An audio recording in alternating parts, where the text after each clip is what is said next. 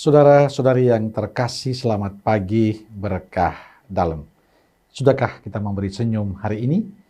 Kamis 26 Mei 2022, Hari Raya Kenaikan Tuhan kita Yesus Kristus ke surga.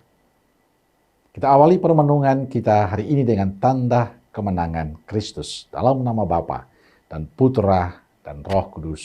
Amin. Permenungan kita diambil dari Injil Lukas bab 24 ayat 46 sampai 53. Katanya kepada mereka, ada tertulis demikian, Mesias harus menderita dan bangkit dari antara orang mati pada hari yang ketiga.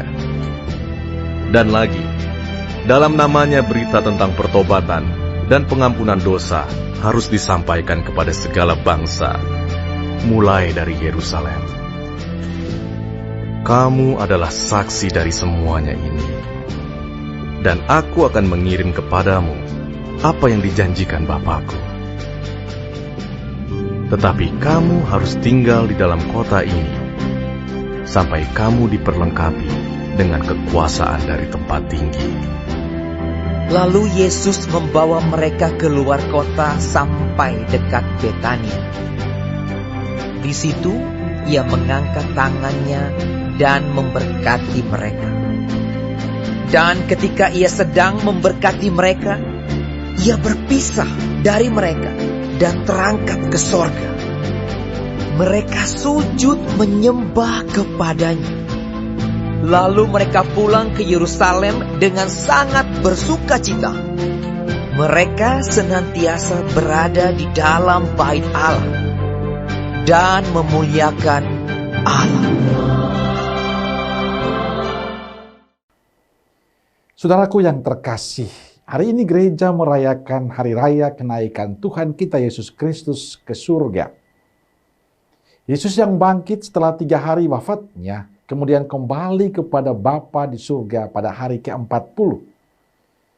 Peristiwa kenaikan Yesus ke surga merupakan sebuah penugasan bagi para murid untuk mewartakan kasih karunia Allah kepada manusia.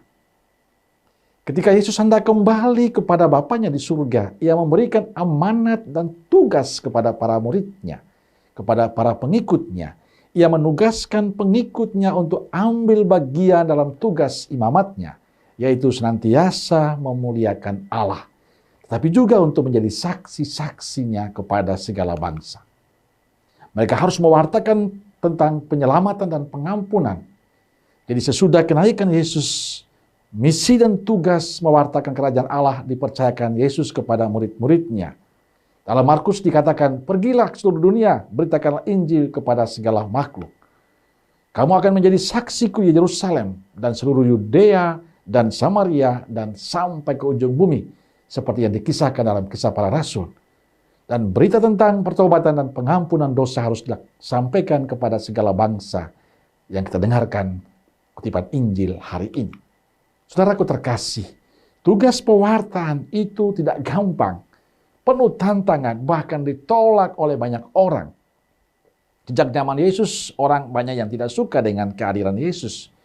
Maka pada saat Yesus pergi dan menyerahkan kepada para muridnya, itu tidak mudah. Karena tugas itu berat, maka Tuhan menjanjikan kepada para muridnya dan juga kepada Anda dan saya bahwa Ia akan selalu menemani. Dia tidak akan tidur. Kalau bahasa Jawa mengatakan Gusti Mboten Sare. Tuhan meyakinkan para murid bahwa roh kebenaran akan menyertai mereka, mendampingi, menemani mereka dalam perutusan. Saudaraku terkasih, saat kita merayakan Hari Raya Kenaikan Tuhan Yesus hari ini, ada pertanyaan besar untuk kita semua. Sudahkah kita menjadi saksi-saksi Yesus dalam kehidupan beriman kita? Sadarkah kita sebagai murid-murid Yesus bahwa tugas pewartaan itu sekarang menjadi tugas dan tanggung jawab kita? Bagi saya inilah tantangan beriman kita saat ini, bahwa kita memiliki tanggung jawab untuk menjadi saksi-saksi Kristus. Yesus sudah naik ke surga dan para murid sudah menyampaikan itu semua kepada kita. Dan kita para pengikutnya melanjutkan karya keselamatan itu. Menjadi saksi-saksi Kristus. Kita punya tanggung jawab untuk terlibat dalam karya Allah ini. Kita adalah perpanjangan tangan Allah di dunia ini. Caranya dengan menjadi orang-orang yang baik dan benar dalam sikap dan perbuatan kita.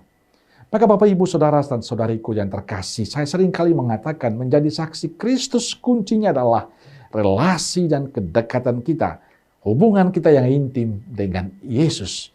Karena yang kita mau sampaikan, yang kita mau memberikan kesaksian itu adalah pengalaman perjumpaan, pengalaman dikasihi, pengalaman diberkati oleh Yesus yang kita wartakan kepada orang lain, supaya orang lain pun juga meyakini bahwa hidupnya tidak sendirian, tapi disertai, diberkati oleh Tuhan. Zaman ini yang dibutuhkan adalah sikap dan cara hidup kita yang baik. Orang kadang bosan untuk mendengar omongan-omongan kita tentang sesuatu yang baik.